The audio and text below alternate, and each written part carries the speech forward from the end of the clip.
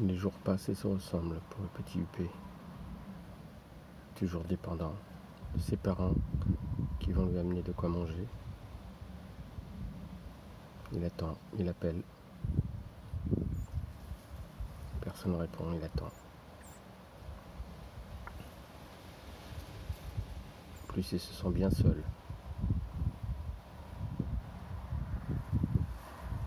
Mais au moins, il est à l'abri.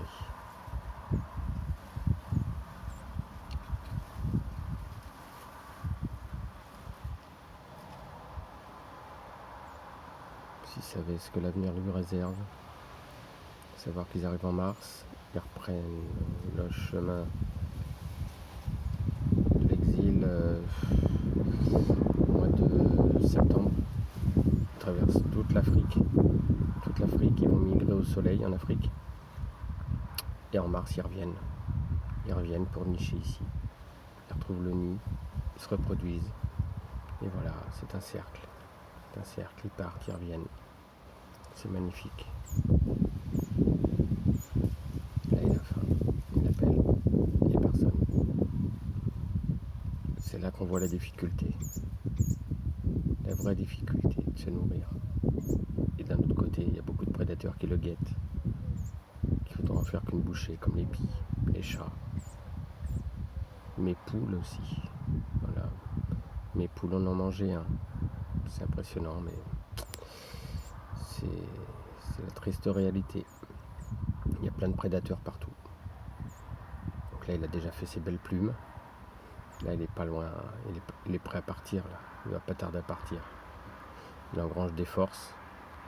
Et là, après, il va prendre son envol. Mais il est vraiment à terme, oui. Là, voilà, il est vraiment beau. Il a fait ses couleurs. Il a sa petite crête, ses belles plumes.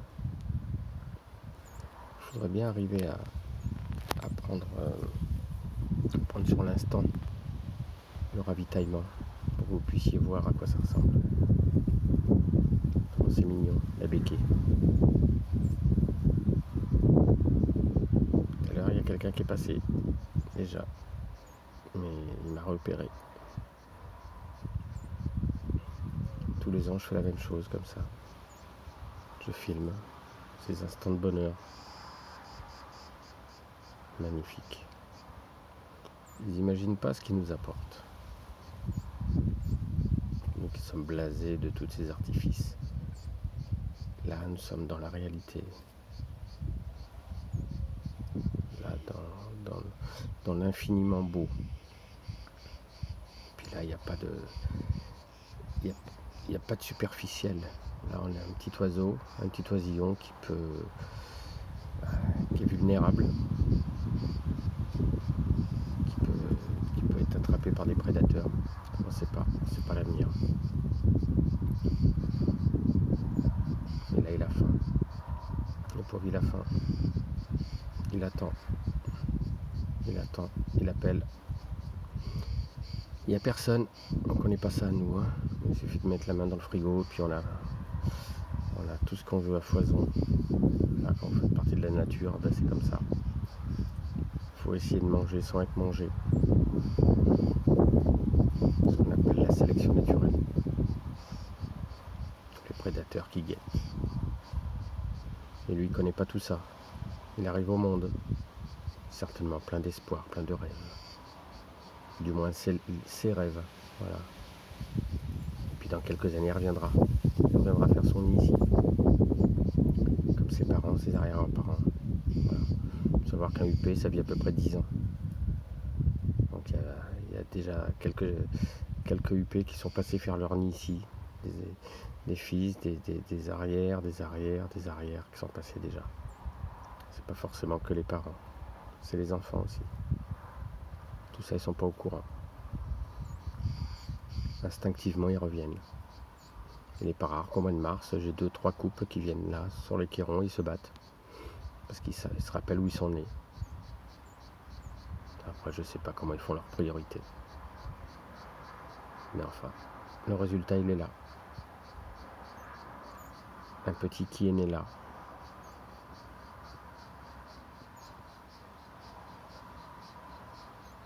Et maintenant il attend à manger.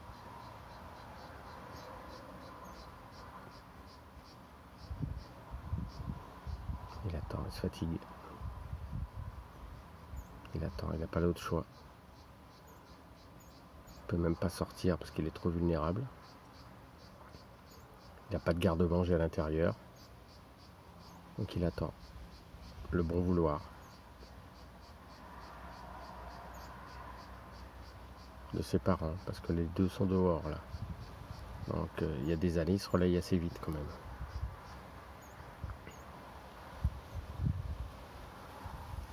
Là, ça met du temps quand même. Il est tout seul, il passe ses soirées tout seul dans son nid jusqu'à temps qu'il ait l'autorisation de sortir et de prendre son envol. Et puis là, la vie commence. On pourra peut-être penser à les baguer, je sais pas. Leur mettre un signe distinctif, je sais pas. Tellement il y en a. Tellement il y en a. Mais après, c'est tellement petit qu'on ne sait pas comment on pourrait les différencier des autres. S'ils pouvaient parler, ils nous en raconteraient les choses.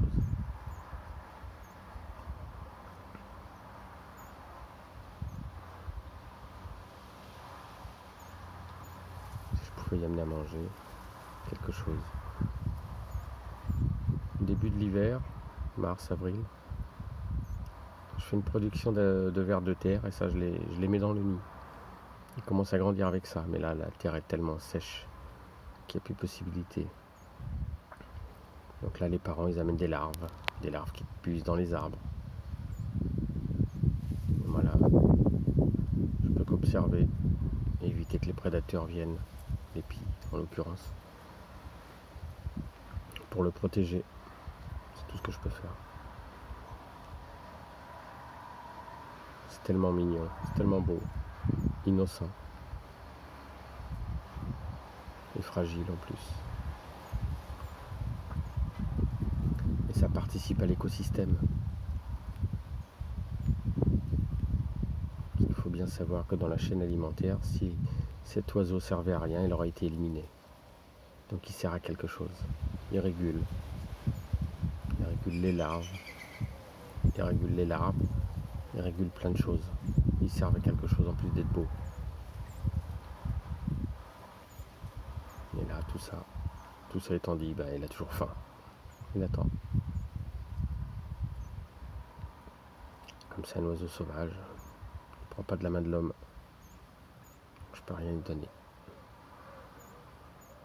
Il ne faut surtout pas qu'il sente l'homme. Surtout pas. Il risquerait d'être rejeté par ses parents. Donc j'attends.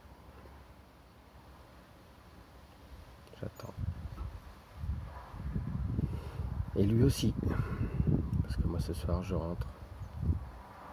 J'ouvre le frigo. J'ai ce qu'il faut.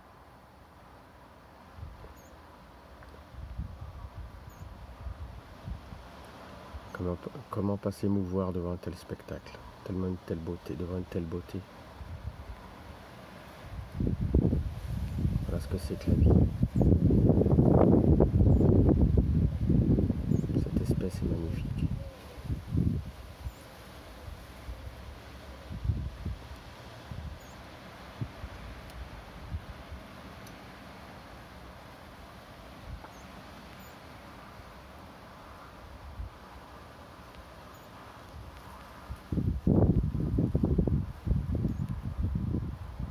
On dirait que ce nid a été fait idéalement pour eux. Ça épouse magnifiquement la taille de l'oiseau. Le kéron, j'y ai rien touché. Je les ai juste posés il y a 20 ans. Juste 20 ans, je les ai posés les kérons comme ça. Et il y a 10 ans, ils sont venus nicher dedans. Donc quand je vois le petit huppé comme ça, avec sa tête qui passe dessus, c'est idéalement passé. Idéalement fait. Pour qu'il passe juste sa tête. C'est magnifiquement fait. Et ils ont eu le réflexe ou l'intelligence, on peut croire l'intelligence, de venir nicher là. Ils ont la campagne à côté, donc ils peuvent s'alimenter. Ils ont l'abri à l'intérieur. alors c'est une succession